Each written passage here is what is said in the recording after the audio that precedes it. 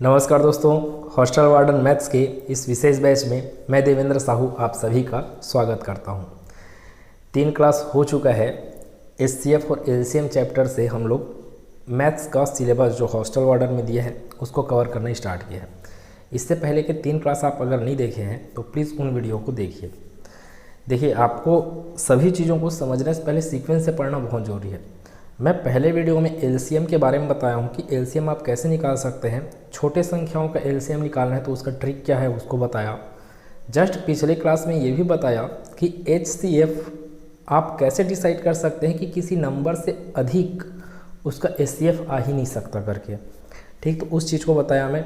फिलहाल पिछले क्लास में जहाँ तक मैं छोड़ा था कुछ प्रॉब्लम के कारण वहाँ पे पूरा क्वेश्चन कवर नहीं हो पाया था। 3 क्वेश्चन हुआ था, मैं चौथे क्वेश्चन से ही आगे बढ़ रहा हूँ। देखते हैं क्या था। आपको भिन्नों का क्या निकालना था, एचसीएफ और एलसीएम। अगर आपको भिन्नों का एचसीएफ चाहिए तो अंश में जितने संख्या दिए हैं उसका क्या चाहिए, एचसीएफ बटे क्या चीज़ है, हर में जितने संख्या दिए हैं उनका एलसीएम। अगर आपको क्या निकालना है बोला, भिन्नों का एचसीएफ। अगर मैं बोलूँ भिन्नों का एलसीएम तो आपको क्या चाहिए, अंशों का एलसीएम बटे हर का एचसीएफ। ये जस्ट पिछला क्लास है तो उसी को मैं आगे बढ़ा रहा हूँ।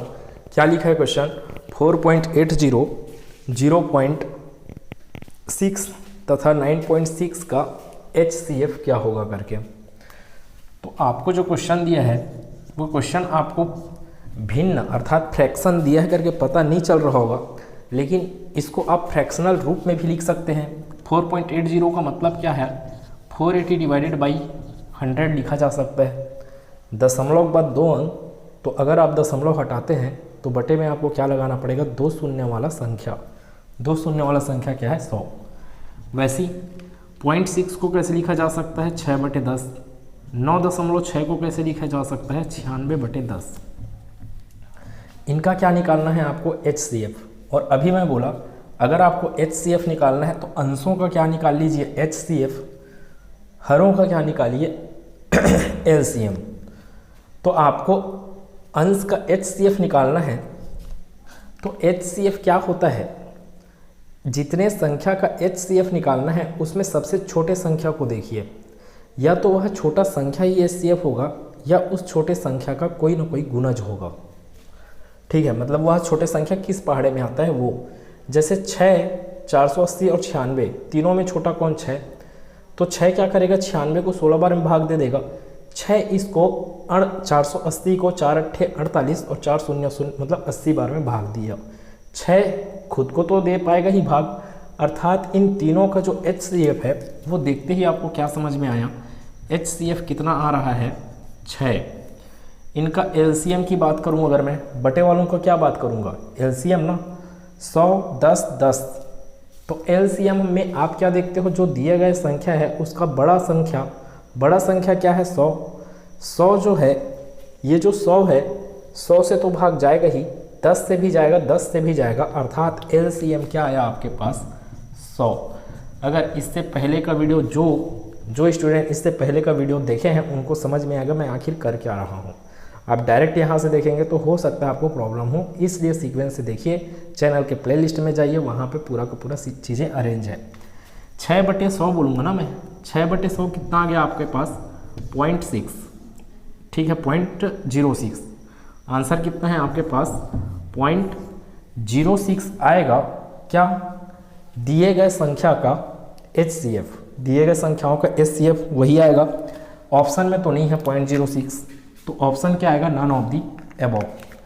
5वें प्रश्न को हल करने से पहले 6वें प्रश्न को हल करते हैं। 6वां प्रश्न क्या लिखा है देखें ध्यान से। इसमें भी क्या निकालना है आपको, एचसीएफ। क्या क्या है, डायरेक्ट सोच सकते हैं, 3, 6, 9, 12। क्या निकालना है, एचसीएफ, इसलिए ऊपर वालों का एचसीएफ, नीचे वालों का क्या निकालना है आपको, एलसीएम। 3, 6, 9, 12 का एचसीएफ क्या होगा, वह बड़ा से बड़ा संख्या जो 3, 6, 9, 12 को भाग दे दे। तो 3 ही ऐसा संख्या होगा जो 3 को भी, 6 को भी, 9 को भी और 12 को भी भाग देगा पूर्ण रूप से। तो यहीं पे इसको सॉल्व कर सकता हूँ क्या चीज़, कि इसका आंसर ऊपर में क्या आएगा, मतलब अंश में क्या आएगा 3, HCF क्या होगा 3 ना बाकी का। फिर नीचे का क्या लेना है आपको LCM। अब LCM लेने के लिए अगर आप देखेंगे ये क्या लिखा है 25 लिखा है, तो 25 का पहाड़ा पढ़िए, 25 से कम 25, बाकी से तो भाग जाएगा नहीं। 25 दूनी 50, वो भी नहीं जाने वाला। 25 दिया 75। हो सकता है आपको ऐसा पहाड़ा पढ़ने में समस्या जा सकता है कि 4 से भी, 7 से भी, 14 से भी भाग जाए ऐसा संख्या खोजने में। तो कुछ मत कीजिए, आप क्या है इसको भाग विधि से हल कर सकते हैं। कौन सा बोल रहा हूँ मैं, सॉल्यूशन 6। ये कौन सा था, सॉल्यूशन 4। सॉल्यूशन 6 के लिए मैं क्या निकालने बैठा हूँ, LCM। 4 7 14 25 का LCM। तो यहाँ से निकालिए, 2 दूनी 4, 7 का 7 उतारे, 2 सत्ते 14, 25 का 25 उतारे, भाग नहीं गया इसलिए। फिर 2 से भाग दिए, एक बार में जाएगा। 7 का 7 उतारे, फिर ये 25 का 25 उतारे। अब किससे भाग देना है, 5 से जाएगा ना भाई। 5 पंचे 25, इधर 7 का 7 उतरा, 7 का 7, 1 का 1, फिर 5 से भाग दिए, 1 7 7 5 एकम 5। लास्ट बचा आपके पास क्या चीज़, 7 7 एकम 7 7 एकम 7। यहाँ तक आप रुक जाते हैं।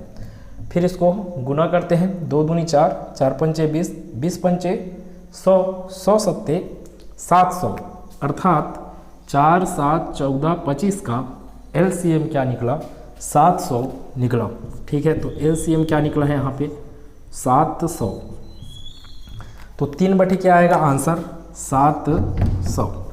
ठीक है, तो 3/700 क्या हो गया आपके इस प्रश्न का उत्तर हो गया। या तो फिर आप ऑप्शन को सोच सकते थे, कैसे, ध्यान दें। ऊपर में आप 3 ला के तो बैठ गए, A option, B option, C option में दिया है ऊपर में 3, अंश में 3। अब बटे में देख रहे हैं क्या लिखा है 140 और 100। अगर आपका बटे का LCM 100 होता तो वो 100 14 से तो भाग जाना चाहिए ना, 100 थोड़ी भाग जाएगा 14 से, तो ये भी ऑप्शन खत्म। 140 को अगर देखेंगे तो 140 7 से तो भाग गया, 14 से भाग गया, 4 से भाग गया, लेकिन 25 से थोड़ी जाएगा भाग 140। 700 ही एक ऐसा संख्या है जो इन चारों से क्या होने वाला है, पूर्ण रूप से भाग जाने वाला है। इसलिए आपके पास आंसर क्या मिल जाएगा अभी 3/700 प्रश्न का उत्तर हो जाएगा। अब एक प्रश्न और, ये 3/700 आया। Question number 5। क्वेश्चन नंबर 5 को देखें, क्या दिया है प्रश्न, A = 3/7, 4/11 तथा 8/11 का HCF है। मतलब A क्या है बोला जा रहा है, A क्या है, HCF है। किसका HCF है, इन भिन्नों का HCF है। वैसे ही B क्या बोला जा रहा है, इन भिन्नों का HCF। तो आपको बताना है A + B का मान। तो इसके लिए आपको क्या पता करना है, इसका HCF, इसका HCF ही क्या है, A है ना। मैं इस भिन्नों का क्या निकाल लूँ, HCF, इस भिन्न का क्या निकाल लूँ, HCF। इससे क्या मिल जाएगा, A और B का मान। उन दोनों को मेरे को जोड़ने बोला है, जोड़ने के बाद देखना है कौन सा ऑप्शन सही बैठ रहा है। तो किया जाए, कौन सा है, सॉल्यूशन नंबर 5। सॉल्यूशन 5 को देखें क्या लिखा है, देखें 3 4 8 का क्या निकालना है, HCF है ना, पिछले क्लास का फॉर्मूला जो है 3 4 8 का HCF क्या आएगा, 1 आएगा। 3 आता अगर, तो ये जो 3 है वो 4 को भाग देगा क्या, नहीं देगा, सिंपल सी बात, पूरा। तो 3 4 8 को बड़ा से बड़ा वह संख्या जो पूरा का पूरा भाग दे वो क्या हो जाएगा, 1 है। अर्थात इसका HCF क्या आया, 1 आया। जबकि LCM की बात करोगे 11 है 7 है। फिर यहाँ पे अभाज्य संख्या है तो सिंपल सा क्या कीजिए, गुना कीजिए। 11 सत्ते 77, 77 ही एक ऐसा संख्या है जो 7 से भी 11 से भी भाग जाएगा। तो HCF कितना आया इसका, 1। HCF कितना आया है, A = क्या मान आया, HCF 1 आया। बटे में क्या LCM चाहिए, तो LCM कितना आया 77। तो A का मान मिल गया आपको 1/77। वैसे B = 2 3 7, ये भी क्या है आपके अभाज्य संख्या है जिसको कौन भाग देगा, अधिक से अधिक 1 भाग दे सकता है। अर्थात इनका HCF क्या हो गया, 1। नीचे वालों को क्या निकालना है आपको, LCM। तो नीचे 11 4 और 3 दिया है, तो आप क्या कर लीजिए, डायरेक्ट इसको गुना कर लीजिए। 11 चौक 44 या फिर 11 तिया 33, 33 का गुना 4 से कर लीजिए। ये कितना आया है, इसका HCF कितना आएगा, B में कितना है, HCF कितना आया, 1। ठीक है। बटे में 3 चौक 12, 12 दहम 120 और एक और 12 बढ़ा देंगे आपके पास 132, मतलब 11 गुना 4 गुना 3 कितना मिल गया आपको 132। ठीक, क्या इतना चीज़ आपको मिल गया ए का मान, आपको मिल गया बी का मान। अब आपको क्या चाहिए, ए प्लस बी का मान। तो सिंपल से इसको जोड़िए, जोड़ने से क्या मिल रहा है आपको, ए प्लस बी 1/77 प्लस 1/132। देखें, आपको चीज़ें अगर समझ नहीं आ रहा है तो इसका कारण यह है कि आप पिछला क्लास नहीं देखे। अगर पिछला क्लास देखे हैं तो बिल्कुल ये क्लास समझ में आने वाला है। मैं बिना ज़्यादा पेन चलाए इनका HCF और इनका LCM कैसे निकाल पा रहा हूँ, इन चीज़ों को अगर समझना है तो पिछले क्लास को प्लीज़ देखें। ठीक है, फिर आगे इसको हल करने का तरीका क्या है, या तो ये 11 से भाग जा रहे तो 11 से करें, या फिर डायरेक्ट कैंची चला दें। 132 एकम 132, 77 एकम 77 बटे में क्या आ जाएगा, 77 का गुना क्या करना पड़ेगा 132। मैं अभी गुना नहीं करूँगा, हो सकता है कैंसल आउट हो इन लोग, तो देखें क्या हो सकता है। आगे इधर हल कर रहा हूँ, 132 में 77 जोड़े, 2 में 7 जोड़े 9, 3 में मतलब 13 में 7 हुआ 20, तो 209 बटे कितना मिल गया आपको 77 गुना 132। अब यहाँ से थोड़ा सा, अभी तो पढ़े थे क्या ये 11 का गुना छः करके, तो ये भी क्या हो रहा है 11 से भाग जाने वाला है क्या, 11 एकम 11, 9 बचा 9 बचा 11 निया 99। यहाँ से इसको मैं भाग दूंगा, कितने बार भाग जाएगा 12 बार में, 11 एकम 11, सॉरी हाँ 11 एकम 11, 2 बचा और 2 बचा 22, 11 दूनी 22, तो 19 बटे क्या बचा है आपके पास 77 गुना 12। तो कहीं पे कौन से ऑप्शन में 19 बटे, एक ही जगह है ऑप्शन नंबर बी, जिसमें अंश का मान क्या दिख रहा है आपको 19। तो सिंपल सी बात है 12 का गुना आप 77 से करने बैठेंगे तो क्या मिलने वाला है, जो ऑप्शन में दिया है 12 सत्ते 84 हासिल आया 8, 12 सत्ते 84, 84 और 8 कितना हो गया 92, अर्थात आंसर कितना मिला 19/924 प्रश्न का उत्तर हो जाएगा। अब अगले टाइप के और बढ़ते हैं। अगले टाइप में जो फॉर्मूला लिखा हूँ, इस फॉर्मूले पे आधारित डायरेक्ट क्वेश्चन आते हैं। जैसे कि मैं 2 ही प्रश्न लिया यहाँ पे ये 2 संख्याओं पे आधारित है। आपको 2 संख्याओं का क्या दे दिया रहेगा, HCF दे दिया रहेगा और LCM दे दिया रहेगा, और दोनों में से कोई एक संख्या दे दिया गया रहेगा, आपको दूसरा संख्या निकालना रहता है। तो फिलहाल ये तो आपका क्या हो गया सूत्र है, वो सूत्र आया कैसे एक बार मैं यहाँ पे डिस्कस करता हूँ। अगर आपको सभी चीज़ें क्लियर है, पिछला क्लास जो भी है वो आपको समझ में आया, तो आप बताएं कि 20 और 50 का HCF क्या आएगा, HCF बोल रहा हूँ, 20 और 50 का HCF कितना आने वाला है। HCF मतलब अधिक से अधिक संख्या जो इसको भाग दे दे, वो कौन है 10। 20 और 50 का HCF क्या निकला 10। जबकि अगर मैं LCM की बात करूँगा तो 50 का गुणज पढ़ते हैं आप, 50 एकम 50 जो 20 से तो भाग जाता नहीं, 50 दूनी 100, 100 क्या है 20 से भाग जाता है, इसलिए आपका LCM क्या निकला यहाँ पे 100 निकला। अब थोड़ा ध्यान दें, 100 का गुना आप 10 से कीजिए कितना मिलेगा 1000। ठीक है, फिर से ध्यान दें, 20 का गुना अगर आप 50 से करते हैं कितना मिलेगा 1000। तो दोनों राशियाँ क्या मिल रहा है आपको, समान मिल रहा है, अर्थात किन्हीं 2 संख्याओं का गुणनफल उसके HCF तथा उसके LCM के गुणनफल के बराबर होता है। वही चीज़ यहाँ पे लिखा है, 2 संख्याओं का गुणनफल बराबर संख्याओं का क्या चाहिए HCF गुना संख्याओं का क्या LCM। तो question number first question number first क्या है, सॉल्यूशन 1 देखें। यदि 2 संख्याओं का महत्तम समापवर्तक और लघुत्तम समापवर्तक का गुणनफल क्या दे दिया गया है आपको 270, यदि इनमें से एक संख्या 18 है तो अन्य संख्या क्या है।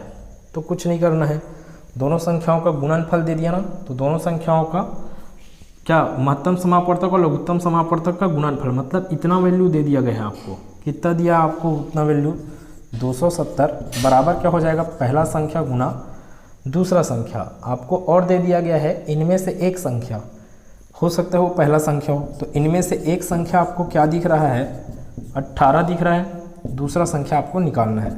मतलब b इक्वस टू दूसरा संख्या बराबर क्या मिल जाएगा 270/18। हल कीजिए इसको, 18 एकम 18, बच गया 9, 9 और 0 90, 18 पंचे 90। तो b का वैल्यू क्या मिला 15। तो दूसरा संख्या क्या है 15 है। इस कॉन्सेप्ट पे आधारित अगला टाइप आने वाला है, इसलिए इसको अच्छे से ध्यान रखें। फिर उसके बाद दूसरा प्रश्न, सॉल्यूशन फर्स्ट, सॉल्यूशन 2 को देखें। सॉल्यूशन 2 क्या लिखा है, यदि दो संख्याओं का गुणनफल दे दिया ना इस बार, मतलब कि a गुना b का मान दिया, इनका HCF गुना LCM ऐसा। तो आपको क्या दिया है, a गुना b का मान कितना दिया 97,461 बराबर उनका लघुत्तम समापवर्तक LCM क्या होगा। यदि महत्तम समापवर्तक कितना दिया है आपको 21, तो आपको क्या निकालना है LCM बताना है। तो सिंपल सा भाग दीजिए, 9 7 4 6 1 डिवाइडेड बाई क्या करोगे 21, इसको हल कीजिए, आंसर पाइए। अब हल करने का तरीका कुछ भी कर सकते हैं, 3 से भाग दे सकते हैं।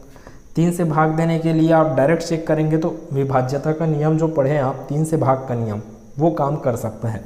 6 1 7 4 11, 11 7 18, 18 9 27, 27 3 से भाग जाता है, इसलिए पूरा का पूरा ऊपर वाला भी क्या होगा 3 से भाग जाएगा। तो कर लो पहले, 3 7 21, छोटा कर लो ना संख्या, तो 3 तिया 9, 3 दूनी 6, 1 बच गया, 1 और 4 14, 3 चौक 12, 3 तिया 9, 3 दूनी 6, 3 चौक 12, फिर 2 बचा, 3 अट्ठे 24, फिर 2 बचा, 3 सत्ते 21। मतलब आया कि आपके पास 32,487 भागित 7। भाग दीजिए 7 से, अब 7 चौक 28, 4 बचा, 4 और 4 44, 7 6 के 42, 2 बचा, 2 और 8 28, 7 चौक 28, 7 एकम 7। तो 4,641 जहाँ पे दिया है वही अपने क्या है आंसर। कौन सा option 4,641, option number B. Class कैसा लगा प्लीज़ कमेंट सेक्शन में बताएं। अगर हर चीज़ें समझ में आया, कुछ भी प्रॉब्लम है, अगर मैं कहीं पे गलती कर भी रहा हूँ यहाँ पे अगर, तो उसको भी प्लीज़ कमेंट में बताएं। क्लास अच्छा लगे या ना लगे प्लीज़ कमेंट में एक बार बता दें, ताकि ये क्लास को आगे करने में मेरे को मोटिवेशन मिले। मिलते हैं अगले क्लास में, जहाँ पे टाइप 3 के प्रश्नों के बारे में हम लोग डिस्कस करने वाले हैं। खुश रहिए, मस्त रहिए, तंदुरुस्त होकर अच्छे से पढ़ते रहिए। धन्यवाद।